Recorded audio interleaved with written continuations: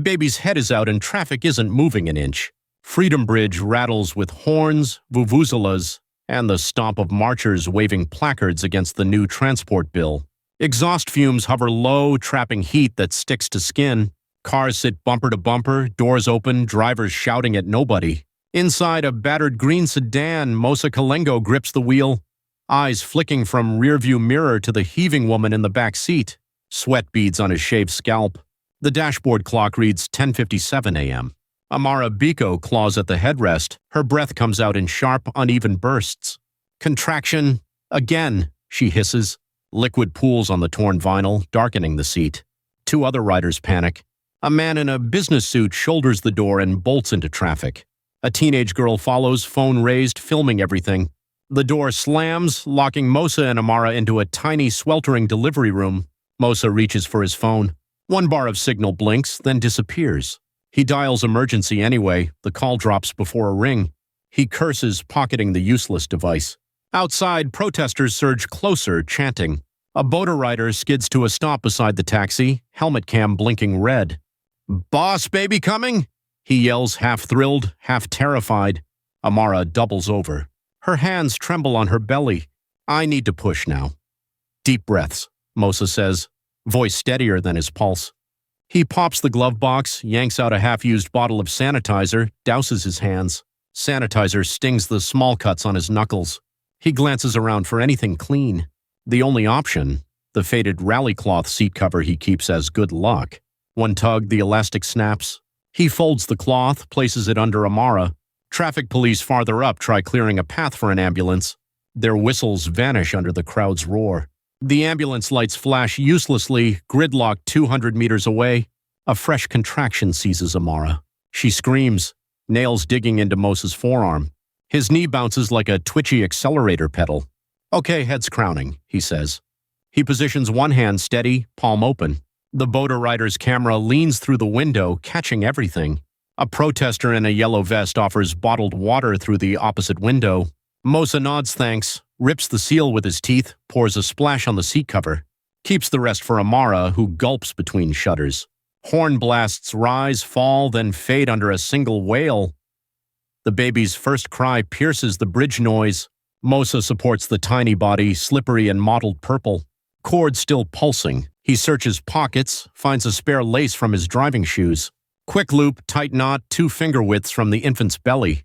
He cuts the cord with a small rally knife kept for emergencies, blade wiped on sanitizer-soaked cloth. Amara collapses back, chest heaving. Tears streak mascara onto her cheeks. She reaches, touches the baby's cheek as it lets out another thin cry. "Little fighter," Mosa mutters, wrapping the newborn in the rally cloth. He presses the infant to Amara's chest, hand over hers to keep grip steady against traffic jolts. At the windshield, a police officer bangs the hood. "We're clearing a lane. Follow the bike with the blue strobe." Mosa thumbs the ignition. Engine coughs, then catches. He edges into the narrow gap the officer creates, bumper scraping a metal barrier. The boater rider jumps ahead, lights flashing, carving a route. Protesters part just enough for the sedan to crawl through. Some cheer, some film, a few slap the boot in encouragement.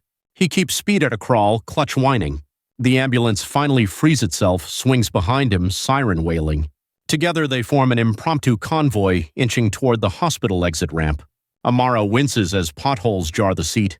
She bites her lip, refusing to let go of the bundled child. Bloodstains mingle with sanitizer smell, sharp and metallic. Halfway off the bridge, a stalled bus blocks the single open lane. Mosa brakes hard, tires chirp. Police whistle again, frantic. 2 protesters push the bus. Wheels grind but stay locked. Mosa throws the sedan into reverse, angles around a streetlight base, mirror grazing concrete. He nudges the horn, short taps, respectful, urgent. One protest leader spots the bundle in Amara's arms, raises a megaphone. A clear for the mother. The chant shifts. Hundreds echo the order, bodies moving buses, tuk-tuks, anything on wheels. The lane opens. Mosa shoots through at 20 kilometers an hour, engine screaming in low gear. The ambulance follows, siren bouncing off bridge pylons. Minutes later, hospital gates appear. Security guard tries to wave them into parking, then sees blood on the window. He swings barrier wide without question. Mosa parks at casualty ramp. Doors fly open. Nurses swarm, wheel a gurney, lift Amara and baby. One nurse barks instructions while gloving up, latex snapping loud. A clipboard drops. Pen rolls under the sedan. Mosa stoops, retrieves it, hands it back. His palms are streaked with dried blood and sanitizer flakes. The gurney rolls through sliding doors. Automatic sensors lag. Mosa sticks an elbow in to keep them apart. The glass panels thud against his arm before retreating. Inside, fluorescent lights buzz. Nurses shout vitals. Someone calls for pediatric check. A clerk tosses a form at Mosa. Relation to patient? He hesitates, then says, driver. Pen scratches on paper. Ink blots where his hand shakes. A paramedic gestures toward a hand wash sink. Mosa scrubs, water turning pink, then clear. He dries with paper towels that rip halfway across his fingers. Through a window, he sees the cord blood bag, labeled with a barcode set on a tray. A tech pushes the tray down the corridor, wheels squeaking. Mosa watches until the swinging door closes. Outside, the boat rider leans against a pillar, uploading video. Signal strong now, clip already at 4,000 views. He grins, thumbs racing over title. Taxi driver delivers bridge baby. In the bay, the ambulance crew swap stories. One shakes head. Never seen a civilian keep that calm. Another raises her coffee. Hope the seat survives. Laughter slips out, tension release. Mosa wipes his face with the back of his sleeve. He checks phone, 4 missed calls from fellow drivers, network back. Battery at 9%. He pockets it, unread. A nurse returns. Mother and child stable. Neonatal wants full workup, so they'll be up a while. She nods at Mosa's stained shirt. You might change before seeing them again. He nods, throat dry, voice gone. He steps outside, breathes diesel-tinged air that feels cooler than the ward's bleach smell. Across the lot, horns still echo from the bridge. Protest energy rolls through streets like lingering thunder. The boater rider's phone pings. First National News outlet requests permission to repost the footage. He holds thumb over the yes icon, grin widening. Mosa leans against the sedan, hands finally still. Inside the hospital, alarms beep steady, tiny lungs drawing first steady breaths. A second ambulance screams past toward trauma entrance, siren pulsing into the afternoon. The city doesn't pause. The video view count hits 10,000, climbs faster. Comments flood, hero driver. Miracle on Freedom Bridge. Mosa hasn't seen a single frame. He straightens, checks watch stuck at 11:42 a.m., screen cracked. He exhales, looks back at the sliding doors, waiting for the next call. A distant cheer rises from the protest route as news of the baby delivery spreads via group chats. Traffic begins to shift, but only a little. The city keeps humming, unaware that today's chaos has only started.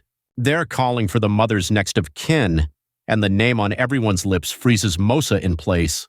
Mararo Hospital hums with alarms, rolling beds, clattering meal carts. The hallway smells of bleach and reheated rice. A nurse waves a clipboard. She needs a signature for the baby's file. Amara, propped on pillows, shifts the swaddled newborn higher against her chest. Sweat pearls on her forehead. My mom is Minister Selassie Biko. She'll handle the paperwork when she arrives. The nurse's eyebrows climb, then she nods and hurries away. Mosa's hands tremble as he reties the knot on a spare hospital gown. A monitor beeps steady behind him. Amara notices the shake. You okay? You're pale. Long morning, he says, voice thin. He forces a cough, clearing his throat. She offers a tired smile. You saved us. That seat cover deserves a medal. The baby stirs, tiny fist pushing free of cloth. Mosa watches the fingers flex, then he steps back, clearing space for a doctor. Across the room, a technician sets a tray of labeled bags on a cart. One tag reads Baby Biko, 12:03 p.m. Cord blood. The cart's wheel snags on a floor ridge. The technician bends, fixes it, then gets distracted by a pager buzz. He leaves the tray unattended. Mosa glances at Amara. She's busy texting with one thumb, smiling at emojis flying back. 2 quick steps, Mosa reaches the tray.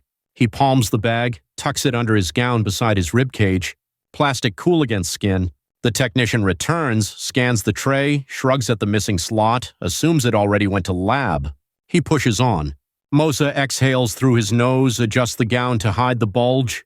A doctor asks him to step out during a routine check. In the corridor, phones vibrate with bridge baby alerts. A security guard replays the viral clip for a colleague, both laughing at Mosa's frantic instructions caught on shaky video. Mosa keeps walking until he finds a restroom. He locks the door, unwraps the bag. Red fluid swirls inside, label intact. He wipes condensation, checks volume. Plenty. He pats his pockets. No container for his own swab. He needs one more piece. Footsteps in hall. Someone jiggles the handle. He flushes empty water to fake use, unlocks, nodding apologies. Near the stairwell, an orderly wheels a cart piled with fresh linens and disposable gloves. A small box of cotton swabs sits on top. The orderly stops to retie a shoelace. Mosa plucks one swab, slides it up his sleeve. The orderly straightens, pushes on, never noticing.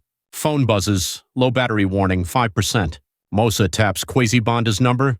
Last used months ago when the lab tech needed a ride. Signal crackles.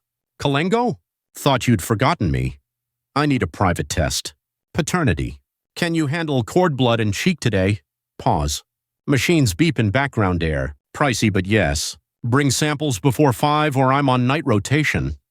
Mosa ends call, battery at 3%. He stuffs phone into pocket, swab still hidden. Back in the room, Amara's doctor wraps up. Both stable. We'll transfer to maternity wing once a bed frees. Amara looks up. Can you stay till my mum comes? She's stuck at Parliament, but she'll hurry. Mosa nods, palms sweating. Of course. A television-mounted high plays muted news. Caption scrolls, bridge berth. Hero identified as local taxi driver. A blurred screenshot of Mosa mid-delivery flashes.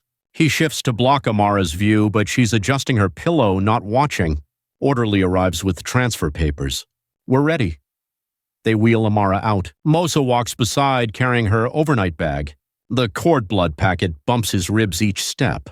Elevator pings open, half full of medical staff. Everyone crams in. The lift jerks, then stalls between floors, lights flickering. A nurse curses the ancient system. She hits alarm. Speakers crackle, maintenance promises 5 minutes. Stale air fills the box. Someone coughs. Baby whimpers. Mosa grips rail, knuckles white. The gown under his jacket sticks to sweat. 2-minute stretch. Finally, elevator lurches downward and stops at maternity. Doors part. Hallway chaos greets them. Visiting families lined up. One toddler chasing a plastic truck across tiles. Amara's bed parks by a nurse's station. A midwife scans her chart, nods approval. Mosa spots a vacant supply closet behind the station.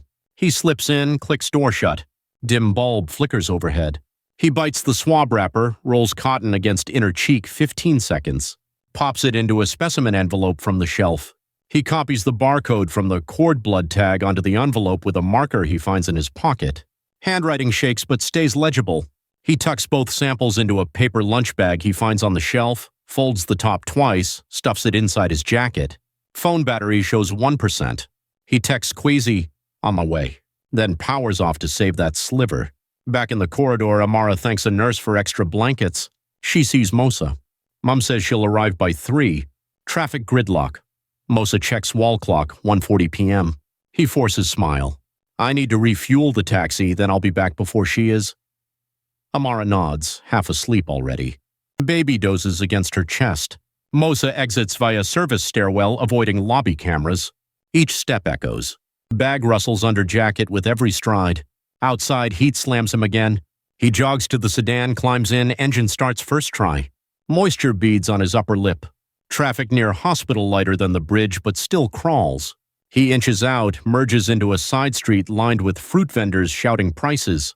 A vendor waves a sliced mango. Juice drips. Mosa's stomach growls, ignored. He pushes on, eyes scanning mirrors. 2 intersections later, a tinted SUV appears behind, same lane matching turns. He signals right then left, testing.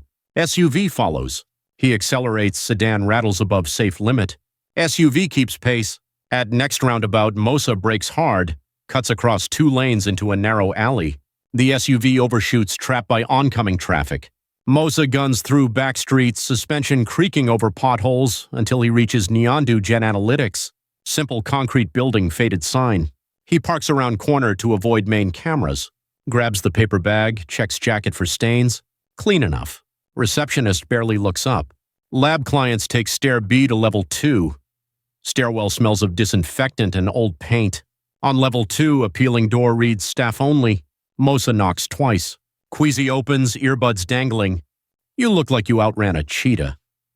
Long story. Mosa says, handing over the folded bag. Queasy opens it, scans labels, nods approval. Give me 3 hours. Citywide blackout hits at 6, so I'll push your samples first. Mosa's shoulders drop a fraction. I'll wait in the car. No, take this. Queasy offers a phone charger cable. Lobby sockets are free. Mosa pockets it, heads downstairs. He plugs phone in, power creeps from 1 to 3%. News alert pops. Transport bill hearing suspended after protests. Minister Selassie Biko unavailable for comment. He kills the screen, leans back, stomach nodding. 3 hours tick. Lobby television shows the bridge video again, now on national loop. A reporter mentions the mother's identity as unconfirmed. Queasy finally appears, sealed envelope in hand. All set. Chain of custody signed. Nobody else saw. Mosa takes it, eyes fixed on the flap. He doesn't open. Results are inside, Queasy says, voice low. If you need explanation, call me, but maybe read it somewhere private. Mosa nods, thanks him, slips envelope into inner pocket. Outside, dusk settles early under storm clouds. Distant thunder rolls. Streetlights flicker. As he unlocks the sedan, phone buzzes again.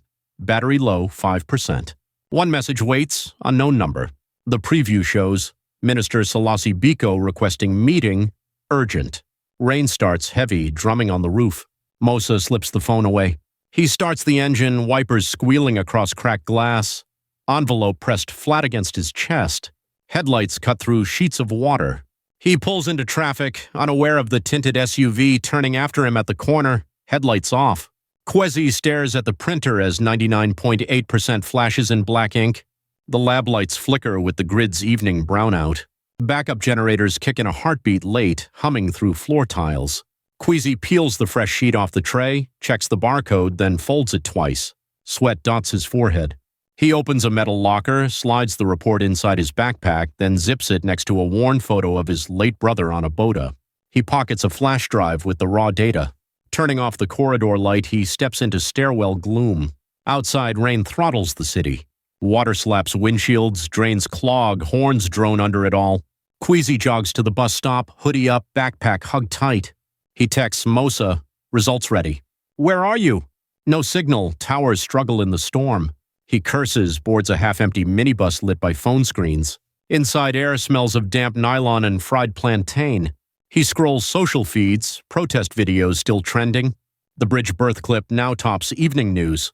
Across town, Mosa parks near a dim corner of city gardens. Headlights cut, engine ticking. The envelope sits on his lap, edges soft from handling. He flips the flap, pulls the single-page report into the glow of the dash light. His hands tremble. Rain drums harder, blurring the windshield. Wipers rest silent.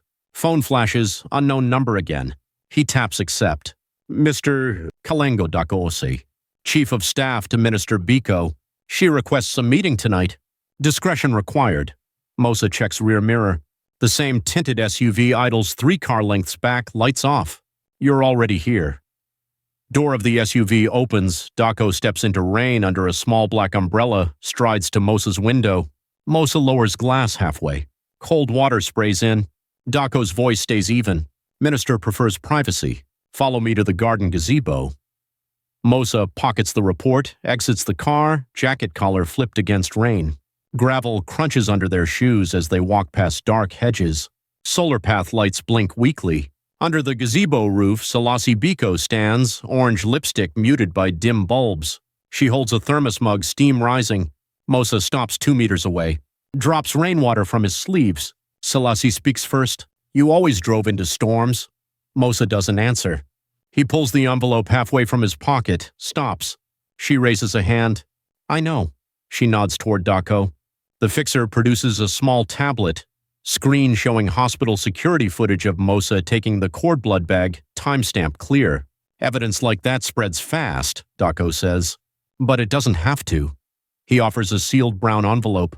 A faint bulge suggests stacks of cash. Another item sits atop a signed non-disclosure form. Mosa's jaw tightens. He looks at Selassie. Her shoulders square, eyes unblinking. Rain taps metal roof in harsh rhythm. Amara's name sits unspoken between them. No, Mosa says. He reaches, not for the money, but for the report, holds it out. Tell her yourself. Selassie's fingers twitch. She doesn't take the paper. Dako's jaw flexes. Think carefully. The city sees you as a hero. Scandal will stain that medal. Mosa folds the report, slips it back into jacket. Truth will clean it. He steps away from the table, rain-splashing shoes. Selassie calls after him softer. Give me 24 hours. Let me speak to Amara first. He pauses, nods once, then heads to the sedan. The SUV pathlights him until he drives off. Dako turns to Selassie. We can still fix this. Lab sample chain of custody is weak. We discredit it. She shakes her head. I asked for time, not lies. She sips lukewarm tea, gaze on the wet city skyline. Queasy's minibus crawls through flooded streets. Connection bars return. Mosa's missed call pops up. Queasy taps back, line rings. Mosa answers on speaker while steering through puddles. Got the envelope. Meeting happened. She wants a day. Understood, Queasy says. But your sample chain is shaky. If they challenge lab integrity, you'll need public eyes. Not yet. Call ends. Battery drops to 2%. Lightning cuts power downtown. Billboards flicker out. Only radios stay live, battery-fed, hosts debating the stalled transport bill. Queasy reaches his bedsit, a 6th-floor studio overlooking train tracks. He plugs phone to a generator strip, boots laptop, inserts flash drive. Data files load, patient codes match cord, blood, and cheek. Unalterable meta tags stamp date and time. He opens a secure mail draft to Ziba Tembo, subject line for the public record. Fingers hover. Memories of his brother's crash flash. Crumpled Boda, ambulance delay. Selassie's past speech dismissing informal transport deaths plays in his head. He attaches the PDF, adds note, confirm lab ID before you run it. This is not about clicks. He hesitates, then hits send. Outgoing bar sticks at 80%, then completes. Storm hasn't killed email servers yet. He slumps back, headphones hanging around neck, eyes on leaking ceiling corner. Elsewhere, Ziba Tembo finishes editing a segment on Parliament chaos. Phone pings with new mail. She scans headline, eyes widen. She opens the attachment, scrolls. Chain of custody data scares her. Legit enough to sue over. She calls her lawyer, speaker on. Looks solid, the lawyer says after a quick peek. Verify with a second source. Ziba nods to herself, dials the hospital switchboard. Operator stalls, citing privacy law. She hangs up, messages 3 junior reporters to confirm patient lists, offers overtime pay and emojis. Midnight nears. Rain eases. City blocks still dark, backup generators humming. At the hospital, Amara lies awake rocking her baby. Corridor TV runs late-night talk. A commentator speculates on the minister's absence from media. No names, but tension threads through the monologue. Amara lowers volume, kisses her child's forehead. Back in the sedan, Mosa pulls up outside his apartment complex. Street lamps flicker back to life. He checks phone, battery 1%, new text from Queasy. Saw footage, they'll come hard. Decide your move. Phone dies. He pockets it, locks the car, steps through puddles to his door. Envelope with DNA report stays pressed against his chest under the jacket. Morning creeps in with weak sunlight and leftover drizzle. Nyandu waking slow, traffic lighter than usual. Ziba's intern calls her at 6:10 a.m. Hospital chrono confirmed. Minister left boarding school pregnant same year as driver's rally season. Ziba finalizes edits, overlays documents, sets video to private. She schedules release for 8 a.m., adds thumbnail, Minister Mom? DNA says yes. She hits schedule, heart racing. Dako sits in his office, heavy blinds drawn. Parliament convenes at 10. He briefs a digital team to scrub search engines, push alternate hashtags. He also sends a coded message to a data contractor. Acquire hospital files, priority high. Queasy's phone lights with a security alert. Unauthorized attempt on lab server. He unplugs Ethernet, heart pounding. Generators sputter. He grabs backpack, stuffs laptop inside, heads for the door. At 7:45 a.m., a power surge resets routers across the city. Scheduled uploads queue, waiting for bandwidth. Mosa stands outside a corner cafe, sipping bitter coffee. News screens inside show traffic updates. No word of ministers yet. His old rally stopwatch hangs from his fingers, numbers frozen at 43.2. He rubs the casing, slips it away, and heads toward the hospital, unaware that in 15 minutes the entire country will see Ziba's headline and the screenshot of his own face beside a paternity graph. Minister Mom? DNA says yes. At 8:01 a.m., phones across Nyandu ping. Ziba Tembo's video slams into timelines. Thumbnails show Selassie's face split with Mosa's, red arrow pointing to a paternity graph. View counts climb like a stuck elevator. Taxi rank radios switch from soccer commentary to the braking clip. Drivers hoot, banging doors. Hashtag Minister Mom takes over group chats before the first matatu leaves the depot. In the maternity wing, Amara scrolls and freezes. The headline fills her screen. She reads twice, voice catching. The baby fusses at the sudden tension in her arms. Nurses whisper outside her curtain. One says the minister's car just pulled into the side entrance. Across town, Selassie's convoy races toward Parliament. She scans her tablet. Viral heat map glowing red. 4 advisors call at once. She declines all. Daco rides shotgun, phone to ear. We own nothing until we verify. He snaps at a deputy. Parliament courtyard buzzes with reporters.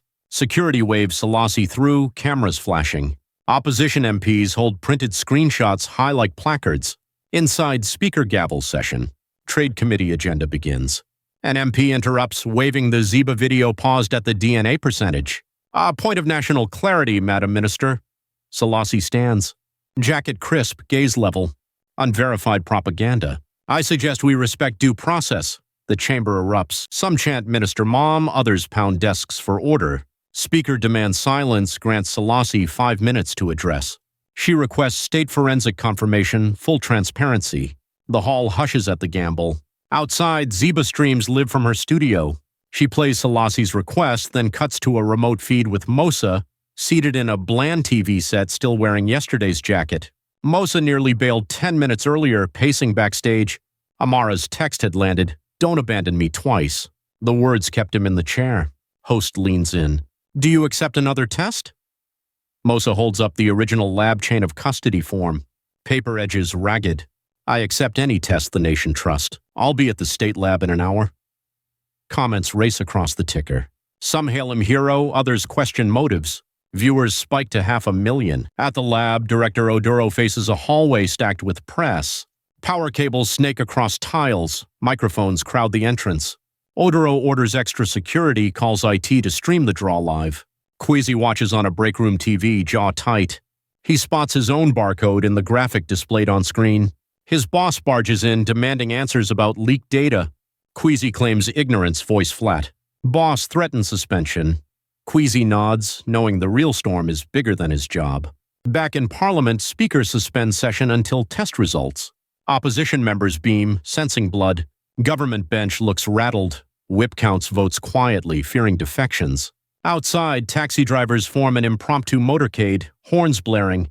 They circle the building twice, banners reading, "Tell us the truth." Police redirect them but avoid escalation.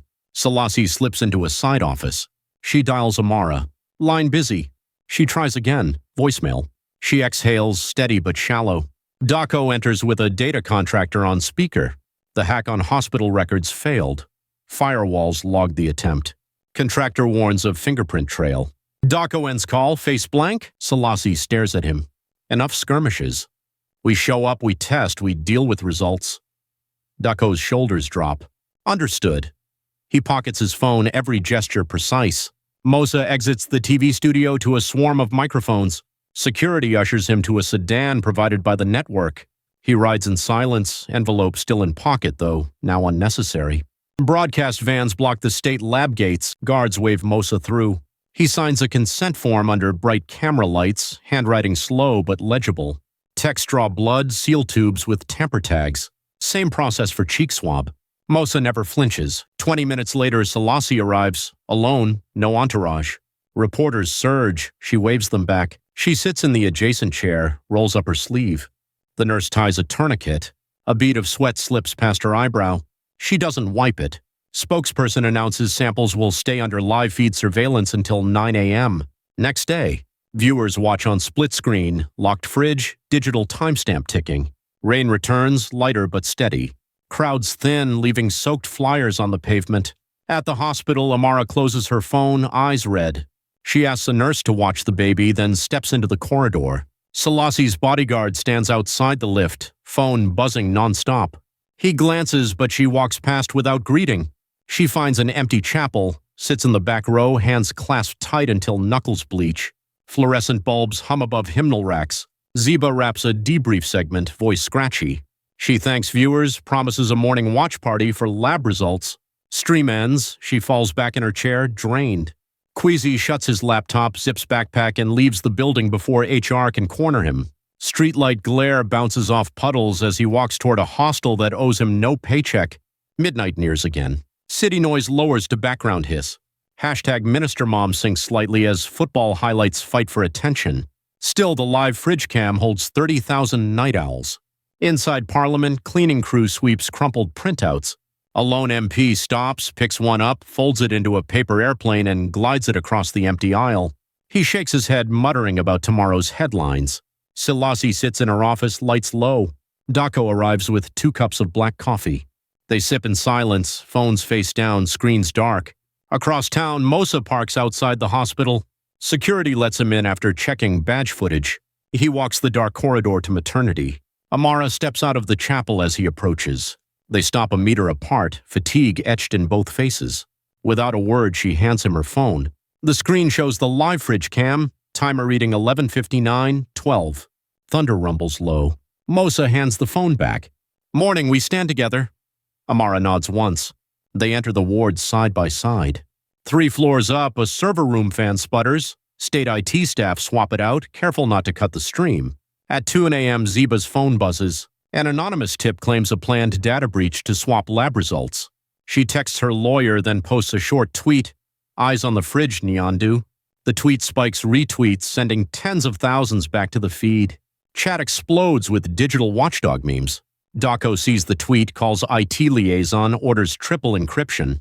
He doesn't notice Selassie behind him. She places a hand on his arm. No shadow moves. "Daylight only."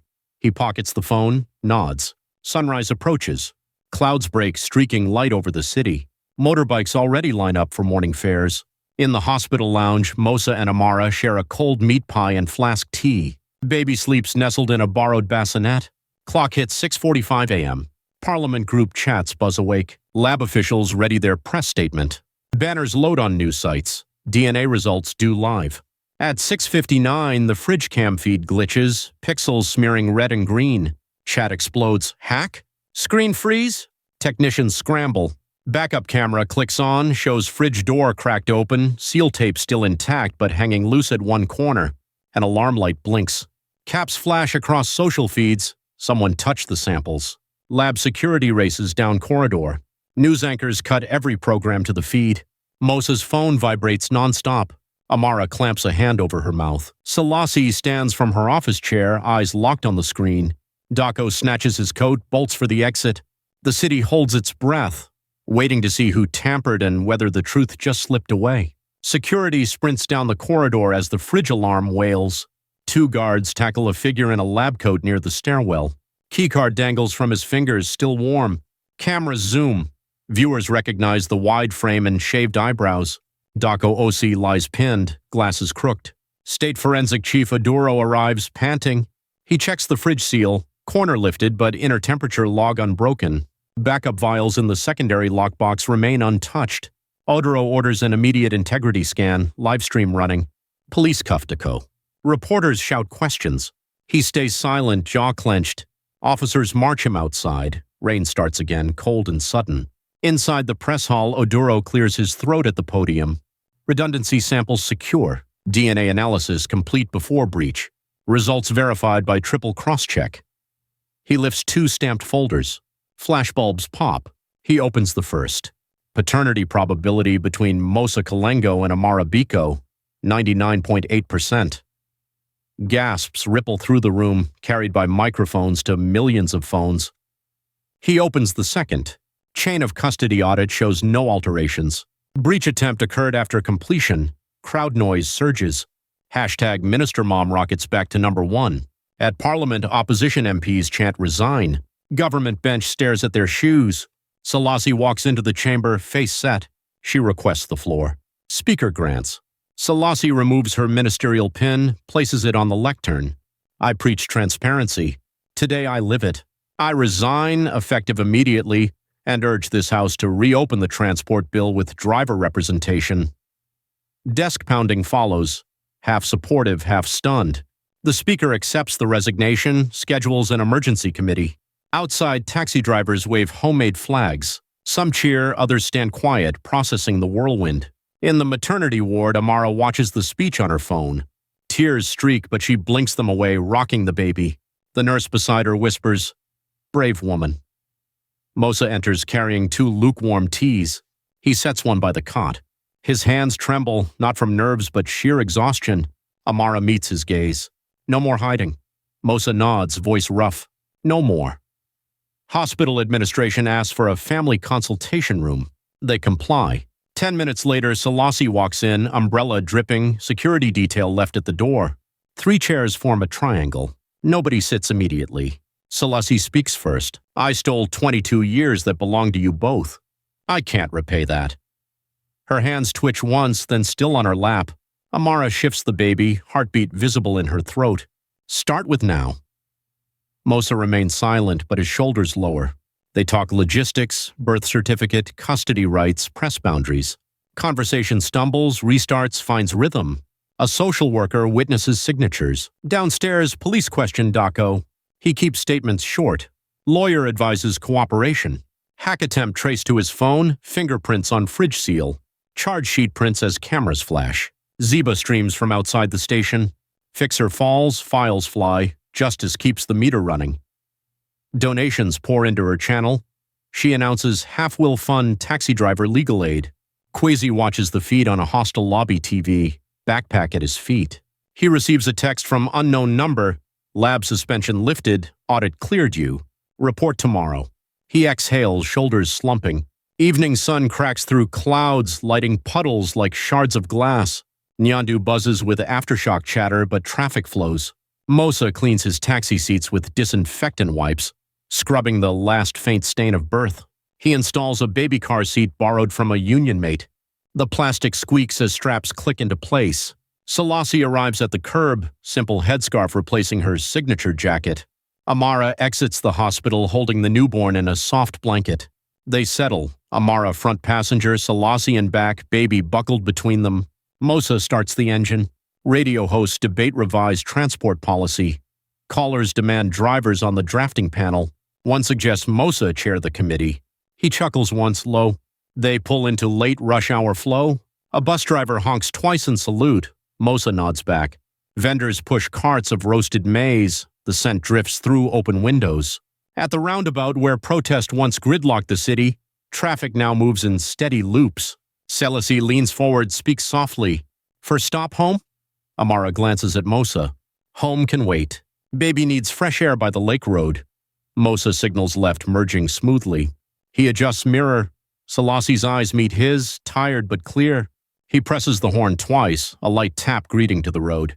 Headlights flick on as dusk deepens. Baby stirs, then settles to the rhythm of engine rumble.